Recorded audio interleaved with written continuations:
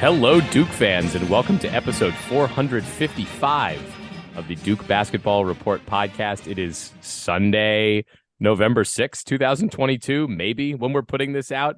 We are actually recording this immediately after we recorded the preview of the upcoming first game of the season. So we recorded on Saturday the 5th. I think this is going out on Sunday the 6th. But I'm Sam Klein. I am your host. I'm also going to be editing this episode, and I'm still in a daze from last night's football game against Boston College. So who knows when this stuff will get out. I do know that we have to put this out before the first game of the season because we have to have our picks officially locked and loaded before Duke actually takes the floor in a regular season game. So let's get into it. I have Jason and Donald here. Guys, let's just skip the introductions. You're the exact same people as you were a few minutes ago when we recorded the previous episode. And today, of course. No, I've changed. I'm a changed man. I'm a changed man. Yeah. You look very similar. I've seen some things. Yeah. I'm feeling more chipper, I suppose, than I was 10 minutes ago because it is time for one of my favorite episodes of the year. It is the annual stats prediction game. And I, of course, am in charge of this. I wield my power. How do I put this? Wantonly. Judiciously?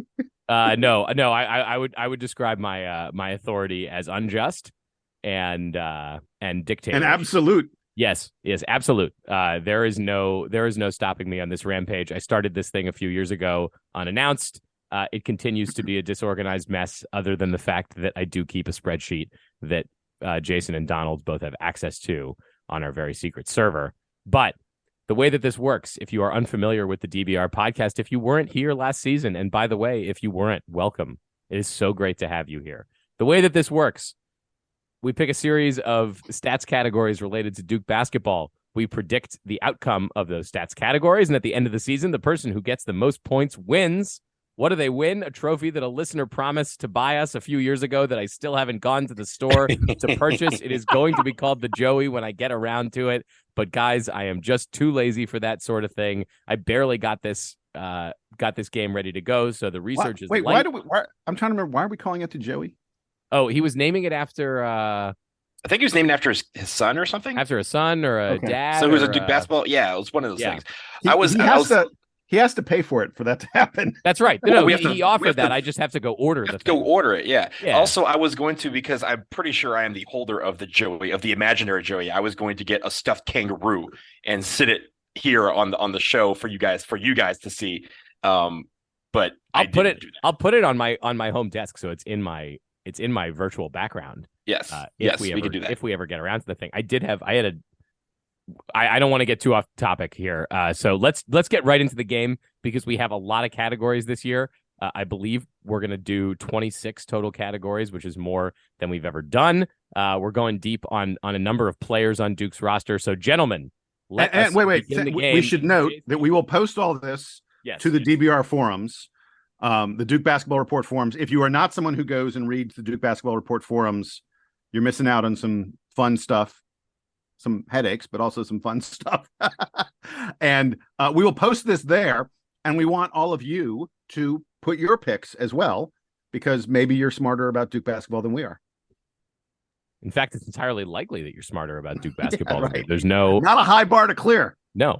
I was actually reading our iTunes reviews. I don't know if we call them Apple Music and Apple Podcasts. I was reading our Apple Podcast reviews the other day for some reason. And I found that someone said that we give no deep insight. So that was great. Love that. I can't believe that I spend We're about to go deep now. So I can't believe I spend whatever it is, like $10 a year on a Ken Pop subscription for someone to think that I have no depth. I've invested an enormous amount of money in this endeavor. All right, guys, let us start. Points per. I already have Jason and Donald like laughing, which is great. I love doing this. This is one of my favorite things about this show. Gentlemen, we are picking the points per game. Donald is going to kick this one off. And by the way, we will stick to the rule that I believe we instituted either last year or the year before, that if we all pick the same player for points per game, then we will go to the tiebreaker where we all have to pick the exact amount of points per game. So Donald, who will lead Duke in scoring this season? I believe that when he comes back from injury, Dariq Whitehead will lead the team in scoring. Jason, who you got? We're doing points per game, not total points, correct? Total, yeah, that's correct. Points per game. So Whitehead being out for some period of time will not hurt him in this category unless he doesn't play this season. I predicted that all three of us will select Tyrese Whitehead. I believe you are correct. All right, so Donald, let's hit the tiebreaker. How many points will Tyrese Whitehead average for Duke this season? This is where I'm kind of struggling, but I'm going to go with a nice, robust number of 15.1. All right, Donald's got 15.1. Jason, how many points will Tyrese Whitehead average this season? I'm in that same ballpark. I'm a little stronger than Donald. I'm going 16.3. Ooh, fantastic. I'm bearish on Tyrese Whitehead averaging a huge number of points this season. I think the ball is going to be spread around a lot this year. I'm actually going to take him for 13.3 points per game this season. So this is good. We have a little bit of variety, even if we have the same pick. All right, let's move to... By the way, Sam, I want to add, I appreciate the fact that you didn't do the game theory thing and go, oh, I think it's less. I'm going to go 15.0 so that you get everything below Donald. I think that's the honorable way to do it. I want to state right now, I hope none of us employ that stat. We don't do Price is Right rules here. We love the Price is Right, but that's just not what we do in the stats game. Right. I'm all about honor. I consider myself both an honorable and a modest man. Jason, rebounds per game. Who's going to lead the team in rebounding per game this season? Mr. Lively. Ooh, interesting pick, given that he's coming back from the injury, and we'll see how many minutes he's playing, at least early in the season. Donald, who's going to lead Duke in rebounding this year? I also have Derek Lively. Wow, no way. I also have him. So, Jason, how many rebounds per game will Derek Lively average? This is going to be very hard to predict. 7.2. And Donald? I'm going to go that he's going to average a 10K in rebounds, 6.2 rebounds per game. Ooh, 6 points. Let's see. I struggle at this amount to, I guess I should have picked second, so I'm sorry. I shouldn't be picking last every time. I also am going to go low on this because I don't think he'll have enough minutes. But Donald is probably right in the range. So I know that Jason was talking about not boxing each other in. I would have probably gone right around the low sixes. So why don't I go a little lower just for the sake of the game? I'll say that he averages 5.7 rebounds per game. And now we're getting close to the area where he might be competing. You know what? I think Ryan Young is going to lead the team in rebounding this year. So I'm changing my pick entirely. You guys get to have the pick off for Lively. I'm going to go with Ryan Young because you know what? It's more fun that way. I like that it's more fun. You are so wrong. Am I? All right, fine. I'll switch it back to Lively. Wait. I didn't. Yep. It's locked. I didn't talk you out of the pick. I'm not talking you out of the pick. No, you just did.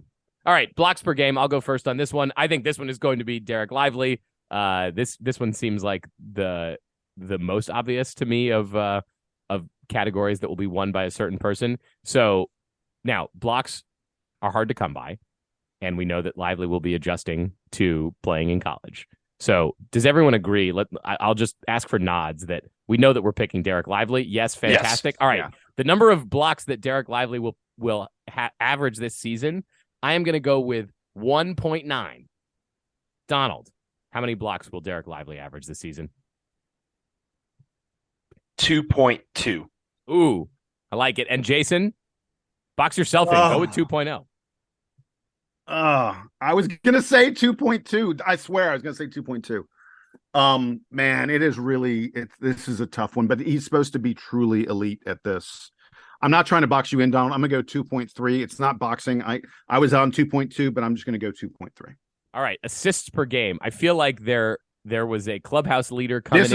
This is a tough one. And there might be one guy that comes back up. So we're back to the top for Donald. Give me your assists per game leader for Duke. I think it's going to come down to between Jeremy Roach and Tyrese Proctor. And I think in the end, just barely, it's going to be Tyrese Proctor. Okay, Jason, who you got? I agree with what Donald just said, but I'm going to take Jeremy Roach. I'm also going to take Jeremy Roach. So we differ on this pick for the first time. So Donald has Proctor. Jason and I both have Roach. Let's go to steals per game. This is an interesting one. Likely going to be led by a guy who wasn't on the team this season. So Jason, who do you think is going to lead the team in steals this year? Wow, this is, oh man, I have to go first on this one. Gosh. I could see it being Roach. I could see it being Proctor. I could see it being Mitchell. I could see it being Grandison. I'm going to go with Jacob Grandison. I may be completely wrong about that one, but that's just what I feel. I also was thinking Jacob Grandison. It's a combination of experience and length that he has on the perimeter that I think makes him a good pick here. Mitchell, I feel like, is going to be too volatile, at least for me. Might have more of the talent for this kind of thing, but we'll have games where he's just lost because I feel that coming for him. Donald, who do you think is going to lead the team in steals? I could see this category being led by one of Whitehead, Mitchell, Proctor, Grandison, and Roach. I'm going to go with Jeremy Roach. Okay. All right. I like it. So Donald has differed from us in two categories. Jason and I are still basically in lockstep. Who will lead the team in field goal percentage? That's all field goal percentage this season. And this one is mine to go up first. There's a few guys that I kind of like in this category, but I think I'm taking Ryan Young. He's not taking shots away from the basket, and he's not going to get that many shots. So I'm assuming that if he's taking shots, they're high percentages. So I am going with Ryan Young. Donald, who you got? I wavered between selecting Ryan Young, but in the end, I'm going to go with Derek Lively. I think that even though he's going to have times where he kind of strays away from the basket, most of his opportunities are going to come within that 3-4 foot cylinder or whatever, however many feet it is. So I think it's going to be Derek Lively. Jason? Yeah, I think Lively's going to end up taking too many 3-pointers for him to lead the team in this. I also meant on Ryan Young. In a way, it's not as fun of a category because it ends up being a boring player that often leads in this category. All right, here's another one that I think could be fun. Highest 3-point field goal percentage. Donald, this is your pick first.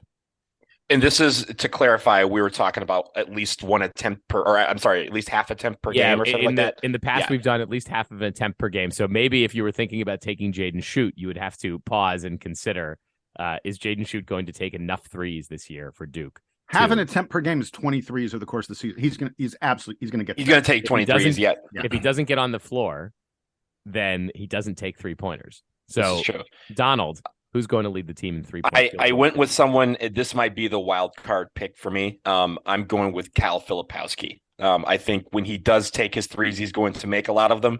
And he doesn't take a lot of threes, but I think he's been so far in this preseason pretty consistent when he does actually shoot them. So yeah, I'm going to put myself out there and say Kyle Filipowski. I kind of love that pick. It's not going to be my pick, but I kind of love it. Why aren't you? If you love it, why aren't you taking it? Because I think, is it my turn? It's my turn, isn't it? Yeah. Because I think Jacob Grandison has too much history on his side. We've seen for a couple of years now that Jacob Grandison hits better than 40% from three. A guy that I know can hit 40% from three, I'm picking him, but I kind of love the Kyle Filipowski pick. I was originally going to take Jacob Grandison, and I actually think I've just talked myself into Kyle Filipowski. So Donald and I are together on this one, and Jason is on the island. Jason, I think you might have the right pick, but it'll be fun for me if Kyle Filipowski does lead the team in 3-point shooting. And look, Jayden Schutt, we could easily all be wrong. It could be Jayden Schutt, could be Tyrese Proctor. We could be wrong about all this. Completely. All right. How many players will lead Duke in scoring in a game? This has been a fun category in prior years, and is going to be an impossible one this year. This is a nightmare category. Yeah, I'm aware. That's why, Jason, you're going to go first. Okay. All right. So I think this may seem crazy. I'm going to go 7. I almost went 8. I think there are 8 guys who could lead Duke in scoring. Yes. But one of them just won't. I figure, I don't know which one. One of them won't get there at some point. So I'm going to go 7. I'm going to just walk through the roster and tell you all the guys who are going to lead Duke in scoring this season. So I know that Jeremy Roach is going to do it at least once. I know that Dariq Whitehead's going to do it. I'm pretty sure Derek Lively's going to do it. I'm pretty sure. I'm unsure about Lively. I am pretty sure that Kyle Filipowski is going to do it once. I am pretty sure that Tyrese Proctor is going to do it once. I am pretty sure that Ryan Young is going to do it once, because there will be a game where Derek Lively doesn't play. Ryan Young gets 29 minutes and has to do all that scoring. I don't think that Mark Mitchell's going to do it, so I'm not going to take him. And Jason is looking at me like, "Are you sure about that?" He almost led the team in scoring in the scrimmage, dude. That's fine. So I'm at 6 now. Jacob Grandison, I think, could do it. One of Grandison and Mitchell. I mean, Grandison's a good scorer and he's a great shooter. So I think that's going to happen. I'm now at 7, so I guess you have to convince me that Mitchell would have to do it to get to 8 because Jason took 7. So fine, forget it. I'll say that 8 different guys are going to lead Duke in scoring this season. Donald, what do you have? So you are correct, and all of those guys are capable of doing it, but almost doesn't count. So I'm going to say that 6 guys will lead the team in scoring. I think 2 of those will come again. Like you just said, Mark Mitchell almost led the team, but he didn't. So I think there's going to be a lot of, honestly, I think there's going to be guys, there's going to be a couple of guys where, yes, that happens, where they're like the second leading scorer on the team in a few games, but just don't lead the team in scoring. So I'm going to go with 6. I love it. All right. We're going to do categories on most of the guys that we expect to play big minutes for Duke. So we're going to do a couple of those, then we'll take a break and we'll finish off this game after that. So I want to start with Dariq Whitehead. I think he and Derek Lively are the players that we are most sort of intrigued to see, both because we haven't gotten to see them in the preseason and because they come in with the most hype for their overall They're games. The number 1 and 2 recruits in the class. Yeah. Right. So this is going to be incredible. Dariq Whitehead, very possibly going to lead the team in scoring. We all predicted his points per game already, and I was going to have us predict his scoring average. So I'm going to skip that category because we kind of already had to do it. You already did it, yeah. So that was going to be the Dariq Whitehead category. Maybe it's more interesting to wonder how many games he's going to miss, but I don't want us predicting the extent of injuries. Not fun. So let's move to Derek Lively. The stat that I want to predict for Derek Lively is the number of minutes per game that he is going to play. I am going to take this one first. And this, to me, I don't know how many times I've brought this up in the preseason, but this is one of the most interesting things about this Duke team is that Derek Lively could play 21 minutes per game. I wouldn't be surprised if Derek Lively plays 21 minutes per game. I wouldn't be surprised if Derek Lively plays 34 minutes per game. And everything in between, therefore, shouldn't surprise me either. I am going to go light on the minutes prediction for Derek Lively. I'm going to say that he ultimately averages 24 minutes per game for Duke this season. I think the combination of Ryan Young being a serviceable big and Derek Lively coming back from the injury, especially early in the season, is going to limit his minutes exposure. The other thing that could push this back up is if he is really good, but Duke is not as good as we anticipate them being this season, and there are more sort of close games down the stretch, then perhaps Lively gets more minutes. But I am going low. I think Duke is going to be very good, and I think that it's going to take Lively a little bit to get his legs back under him. So 24 minutes per game for me. Donald, how many minutes will Derek Lively average this season? I think for me, I was considering how many minutes per game. Like I treat that position as 2 players, right? Like the 5 is basically going to be either him or Ryan Young. I know obviously guys will float in between that, but for all intents and purposes, I'm looking at those 2, and it might be high, but I landed at 26 minutes per game, and I think again there's going to be some other combinations that could help boost that or lower that, but I think 26 is the number I'm going with. All right, Jason. Do you gentlemen know how many minutes per game Mark Williams averaged last year? 27.3. I don't know. Sam, do you have a guess? I was going to say it was around like 23, 24. 23.6. That is my number for Derek Lively. Lively, right, like Mark Williams, 23.6 minutes per game. Different players, to be sure. Oh, yeah. I'm just saying I had to come up with a number, and I was like, you know what? I see a similar kind of situation to what we had last year with Mark Williams and Theo John in the Lively situation with Ryan Young. And so I went, you know what? Why not duplicate what already happened? History repeats itself. All right. I want to talk about the other almost certain starter on this team, which is Jeremy Roach.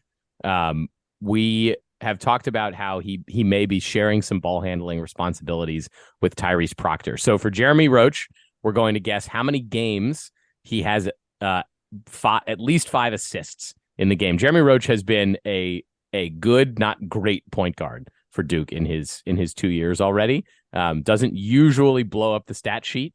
So the question is this year, how much is he going to elevate that part of his game? And Donald, you are going first. So I think there's going to be times where he leads the team in assists, just like Tyrese Proctor, but they may not get to the number 5 in that game.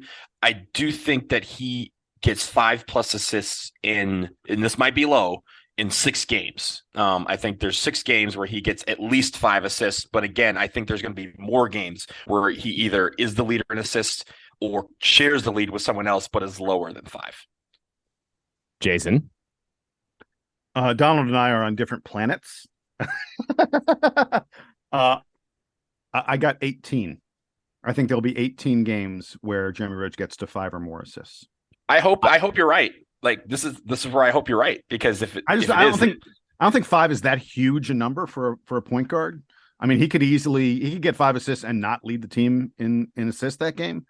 And I think that this Duke team, we saw in the scrimmage, they had a lot of assists per baskets made. I think this is a Duke team where there's going to be a lot of passing.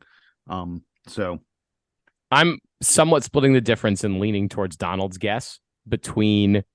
So I'm taking 11 games where Jeremy Roach has at least 5 assists. I think the presence of Tyrese Proctor is going to have a real impact on the number of assists that he has, which will not tell me that he hasn't progressed in his in his game and that he won't be a better NBA prospect after this season than he was after last season.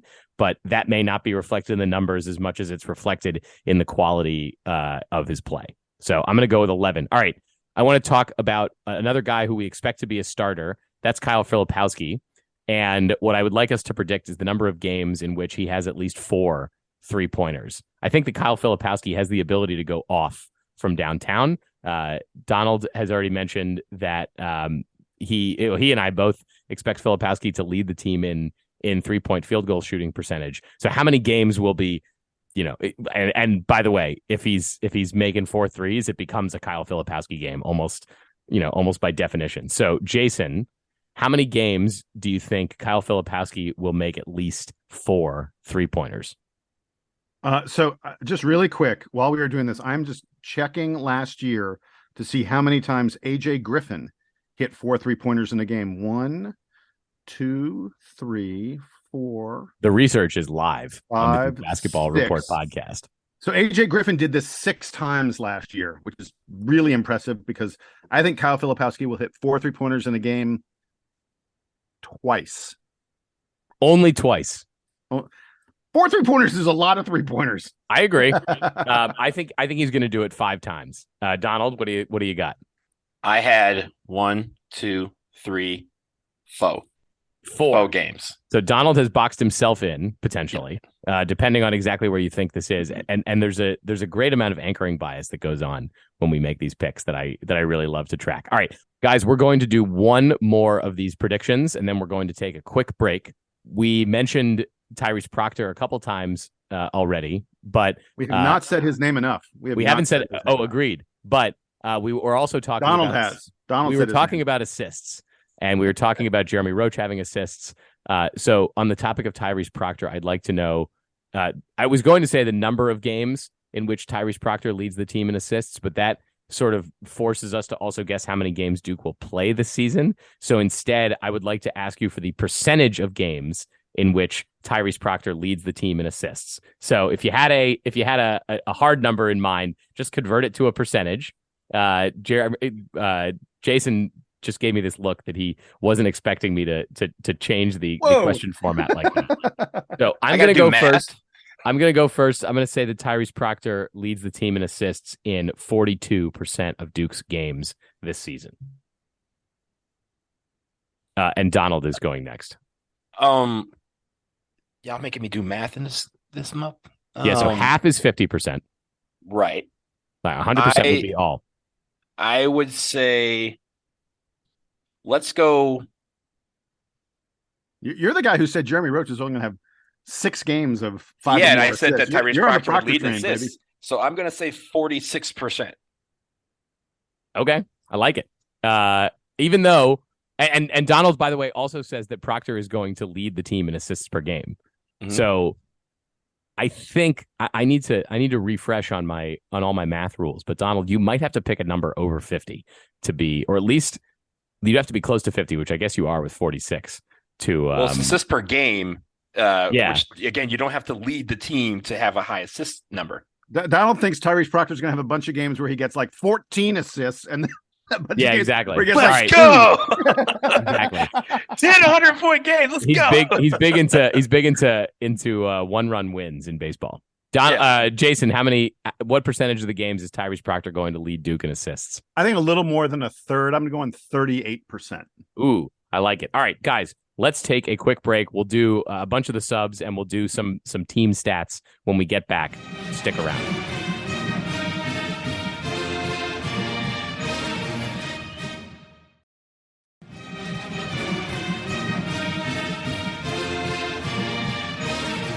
All right, we are back, and we are continuing the stats prediction game. One of the players that I'm keen on this season, based only on the comments that we've heard from the coaches early in the year, is Jaylen Blakes, who played very few minutes last year. He was basically a mop-up player only. Often was playing with the walk-ons when he did come in. So Jaylen Blakes was effectively not a rotation player last year. This year, though, Jon Scheyer is talking about him. The other coaches have talked about him, talking about his leadership, talking about the intangibles, talking about the defense. So I need to know, how many crunch time minutes is Jaylen Blakes going to play this season? And I am going to define crunch time minutes as under 4 minutes left in the game. So not the 4-minute timeout, but under 4 minutes left in the game, and it's a one-possession game. How many of those minutes will Jaylen Blakes play in? And I will commit to tracking this throughout the season. Donald, what you got? Can I get a clarification? Yes. Let's say there's 30 seconds left. Duke has to play defense, and Jaylen Blakes comes in and plays 15 seconds of defense. Does that count as a minute, or does that count as 15 seconds? Well, I'll do my best to add these up properly according to the seconds, so that in that there's, I could see that kind of thing happening a fair bit. Sure. Absolutely. So I will endeavor to keep track of this for every game. So Donald, what do you got? So I admit that I have no idea how many minutes in total that I think is going to actually happen or make sense for Jaylen Blakes. Let's do it. Let me do a quick. I'll do some quick math for you. Okay. If Duke plays 40 games this season and they're all close, it would be great if Duke plays 40 games this season. Yes, I understand. Yeah. If Duke plays 40 games this season and they're all close, this is sort of the max. Then there are 160 available crunch time minutes. Now, most games don't end up like that. If you assume that half of Duke's games are close and Duke only plays like 35, now you've gotten down to it's about 70 crunch time minutes available in the season. Right. Okay. So that keeps me in the expectation that I had. So I'm just going to have a nice round number, and I'm just going to go with 10. 10 total crunch time minutes for Jaylen 10 total Blakes. Crunch time minutes. Because again, I think like Jason said, like he may come in for 15 seconds here, 15 seconds there. Those way add up to 10 minutes. All right, Jason, what do you got? 1. Jason? I love Jaylen Blakes' potential and how much he's grown and all this other kind of stuff.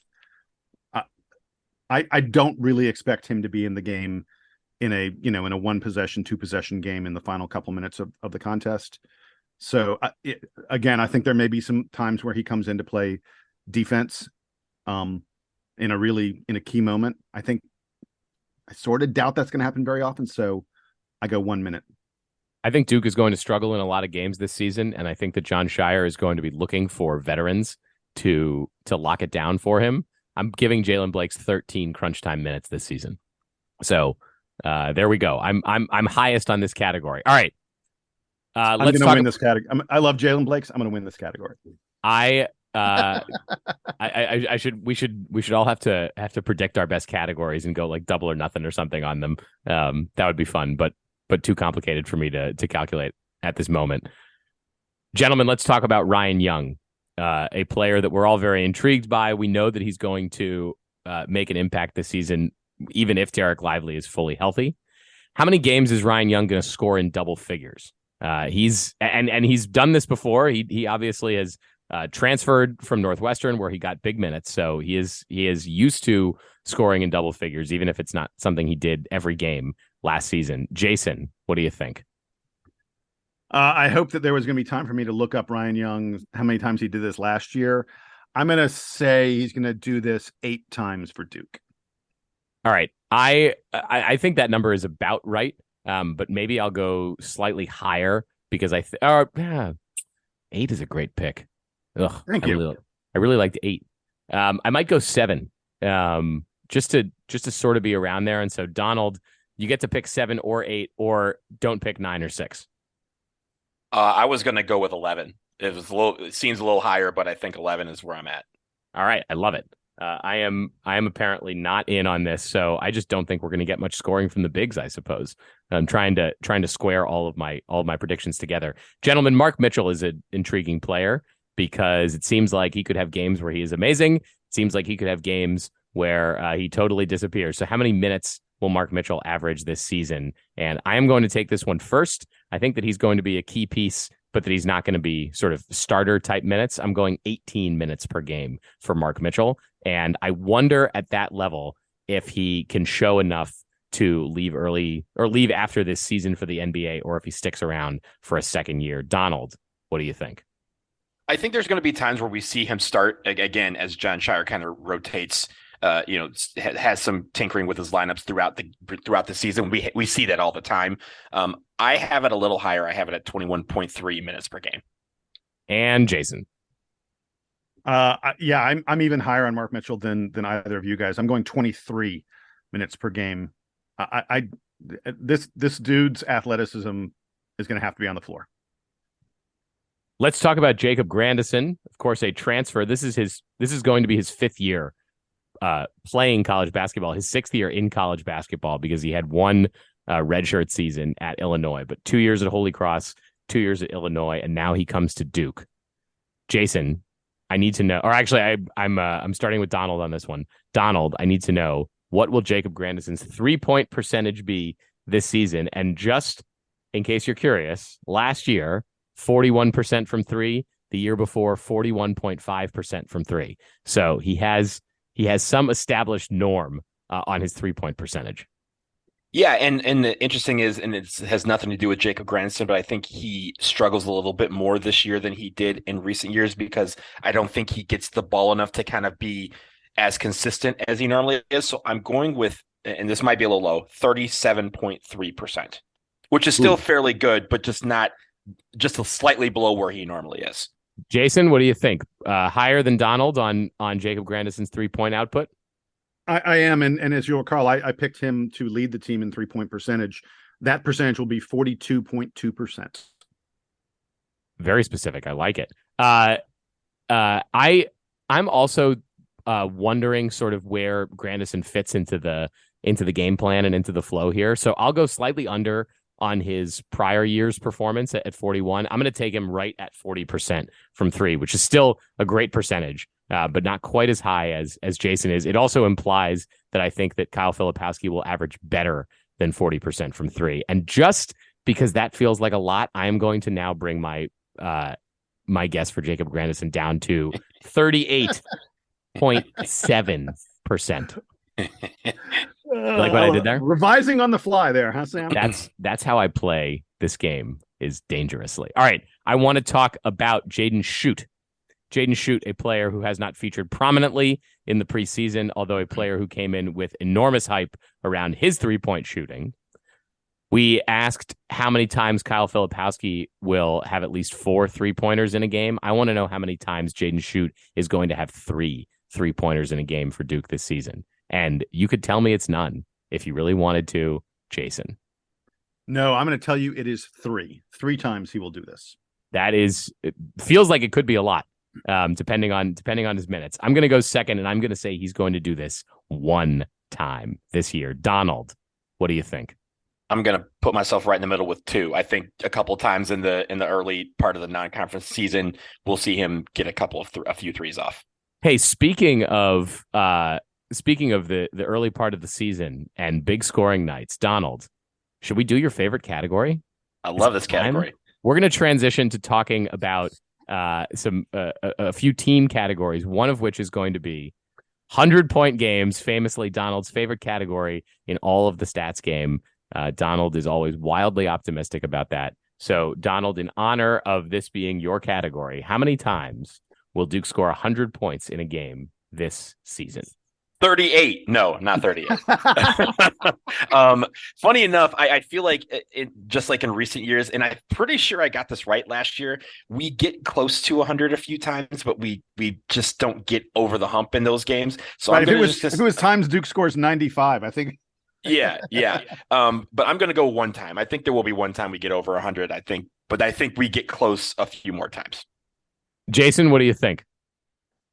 I'm going to go 2. I think the fact that this team has a lot of depth and quality depth, we just talked about Jaden Schutt getting some 3-pointers. I think that there'll be at least 2 times. Well, there'll be 2 times where the Blue Devils will surpass 100 points because we have guys like Jaden Schutt, Jaylen Blakes, Ryan Youngs, who are going to be playing potentially late in games and still scoring a lot. I'm going 0. Ken Pomeroy doesn't think Duke is going to score 100 points this season. Ken Pomeroy doesn't even think Duke is going to get close to scoring 100 points this season. I don't think that offense is going to be Duke's identity this year. I think that a lot of Duke's success is going to hinge on defense. And for that reason, even in games where Duke is going to build comfortable leads in the second half, similar to what they did the other night in the exhibition, where they're leading, 65-37 late in a game. And they're just easing off the brakes. They're just gonna cruise into final scores in the 60s and 70s and maybe sometimes in the 80s this year. So I'm gonna go none. And I hope I'm wrong. I hope that there are some fun games where Duke scores 100. I hope we get 100 on Monday night. Let's do one of our other favorite categories, the total points scored by the walk-ons. This has famously been a category where Jason has thrown cold water on all the fun. So this year, Duke remains at 2 walk-ons, although in a way you could sort of think of Max Johns as being a walk-on, but he's not. Only Stanley Borden and Spencer Hubbard are walk-ons this season for Duke. So, Jason, in honor of that, how many points will they score collectively this year? 4. Ooh, I like that pick. I am going to go with 5. 4 sounded about right to me, but Donald... Sam, you know why 5 is a good pick? That's 1 Stanley Hubbard 3-pointer and one Hubbard 3-pointer. With Spencer Hubbard, right? Sorry, Spencer Hubbard 3-pointer and 1 Stanley Borden slam dunk. Donald, 7. I have faith in my boys. Donald loves this. Loves this category too. I'm going to skip players who log over 300. But there was one year, one of you guys picked like 20 something. I was like, you're crazy. It's like 3. Yeah. And that was probably me.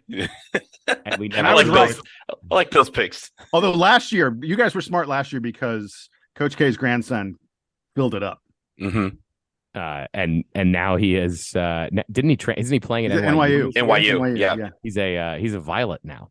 I have no idea. By the way, I have no idea where Keenan Worthington is. I think he graduated. I think he just graduated. He's just out in the world. Yeah, I think so. All right. I'll find him. We'll if you know out there where Keenan Worthington is, DBR Podcast @gmail.com. We'd love to hear. This question has been, people have asked this question of us and on the forums and stuff, like, what's up? I don't think he entered the transfer portal supposedly, but I don't think he went anywhere. Yeah. Where have you gone, Keenan Worthington? Actually, that works. That worked pretty well. The right number of syllables. Yeah. Who knows where Keenan Worthington went? If you know, let us know. Guys, we want to do players who log over 300 minutes. We've done this in prior years. So why don't we do it this year? And I'll get started. This is usually the category where it sort of denotes whether the guy is in the rotation or out of the rotation. It's sort of a hard thing to exactly categorize.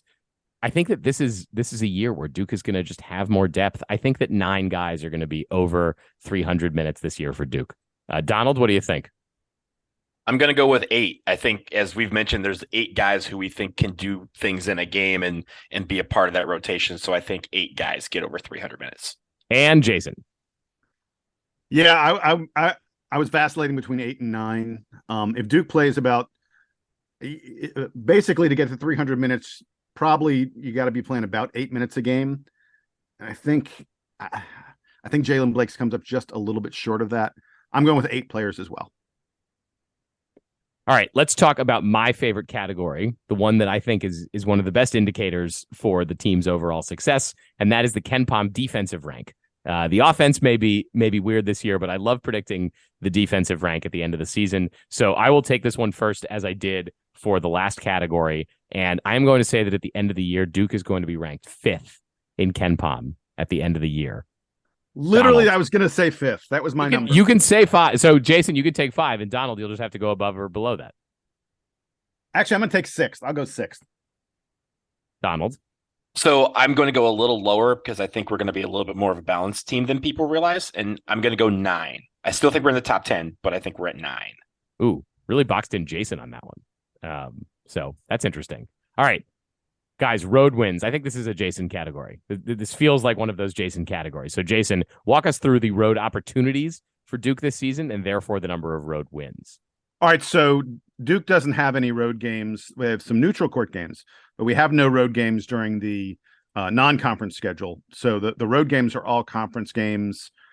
I'm going to say it's 10 games. I'm going to say Duke has 7 road victories. That may be a little high, but that's what I'm going with. I was going to take 5. I did think that 7 felt high. Donald, what do you got?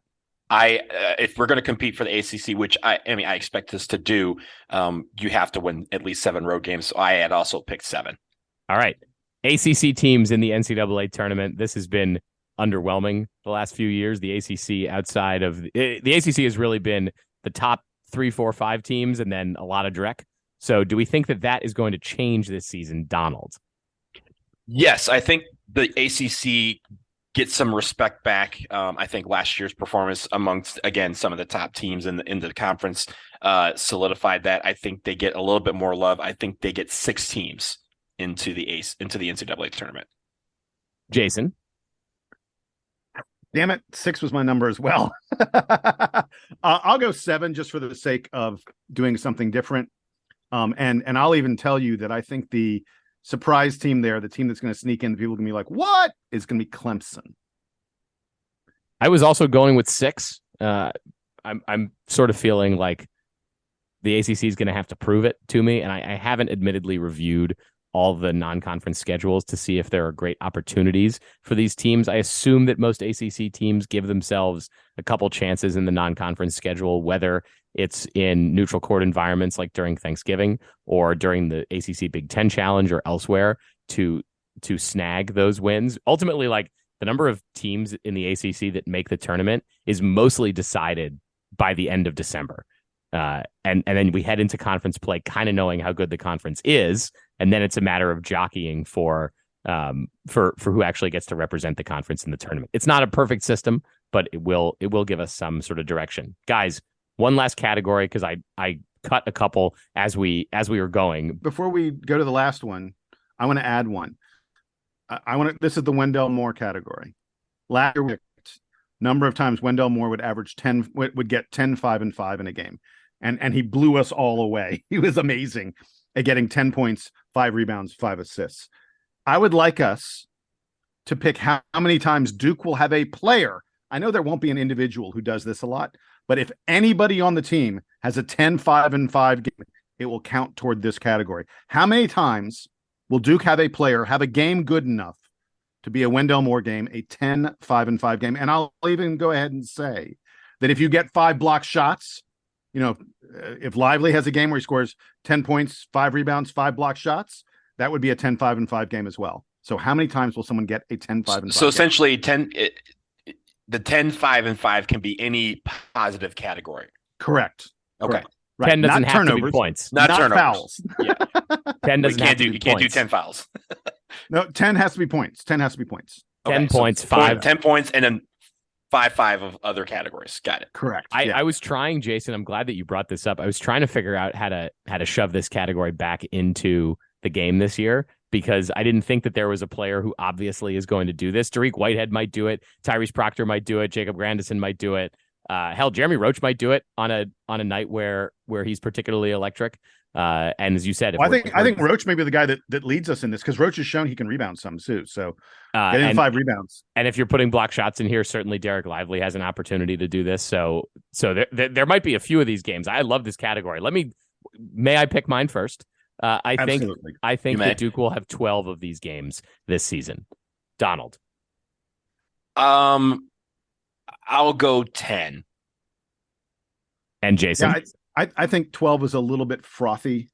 It's hard. It is frothy. Hard. He declared it frothy. Yeah, even though I love this category. He's a latte guy. Even though I love this category, it's a lot harder to do a 10, 5, and 5 than you might think. I'm going to go 9, 10, 5, and 5 games. Love it. All right, guys, one more category, because I know that Donald has to go. Total wins for Duke this season. Donald, I will let you go first. 32. Jason. 30. Guys, I'll be honest. I don't know how John Shire's going to be as a coach. I told you that Duke's only going to get 5 road victories, and I think that Duke's only going to win 28 games this season. And you know what? That would be a pretty amazing first year for a head coach. Let us not put the expectations of Hubert Davis's amazing NCAA tournament run on John Shire. Let's be really happy if John Shire is able to win 22, 23, 24, 25 games, even with a great roster. He's never done this before, and he's 35 years old.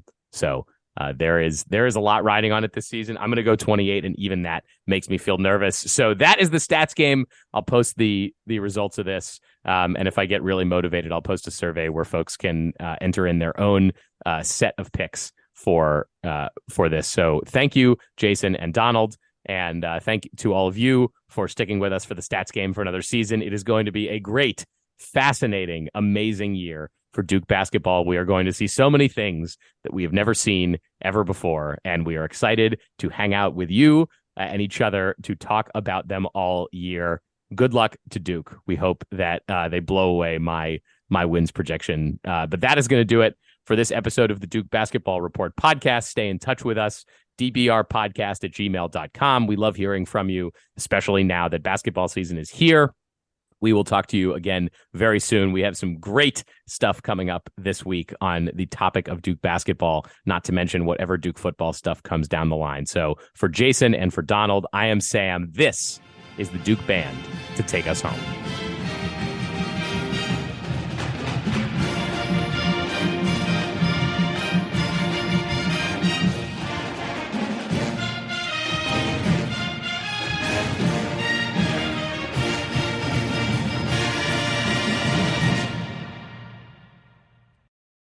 Quick post-show update.